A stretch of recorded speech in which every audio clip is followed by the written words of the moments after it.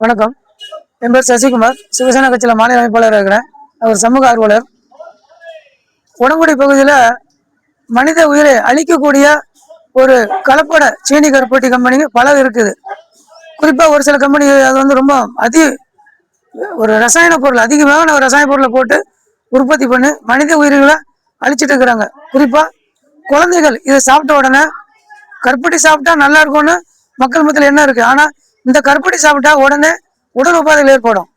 சீனி கருப்பட்டிங்கிற பேர்ல சீனி கருப்பட்டி உற்பத்தி பண்ணி அது சீனி தரமான சீனி அல்ல, ஒரு மிகப்பெரிய கொடூரமான கருப்பட்டி. இந்த வெள்ளத்திலே கடைசியா வரக்கூடிய கழிவு பொருள், அந்த சீனியை வச்சு ரசாயன பொருட்களை கலந்து இது மாதிரி கருப்பட்டிங்கிற பேர்ல போலியான கருப்பட்டியா சீனி கருப்பட்டி உற்பத்தி பண்ணி மக்கள் மத்தியில் கொண்டு விற்பனை செய்துட்டு வராங்க.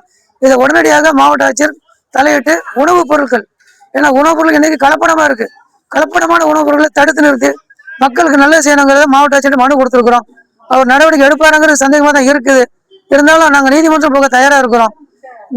நாங்கள் சமூக ஆர்வலர் போய் புகார் கொடுக்கும்போது அந்த சம்பந்தப்பட்ட கம்பெனிகள் எங்களுக்கு உயிருக்கு அச்சுறுத்தல் பண்றாங்க. நாங்கள் பல தடவை உயிரை தப்பிச்சிருக்கிறோம். மீண்டும் ஒரு சம்பவம் நடக்க வாய்ப்பு இருக்கு. இதை மாதிரி எனக்கு ஏதாவது உயிர் பலி ஏற்பட்டாலோ எது நடந்தாலும் இந்த நிறுவனங்கள் தான் பொறுப்பு. உடம்படி போய் அந்த கருப்பட்டி சீனி நிறுவனம் பொறுப்புங்கிறத இந்த நேரத்தை தெரிவிச்சுக்கிறேன். உடனடியாக மாவட்ட ஆட்சியர் தலையிட்டு நடவடிக்கை எடுக்கும்.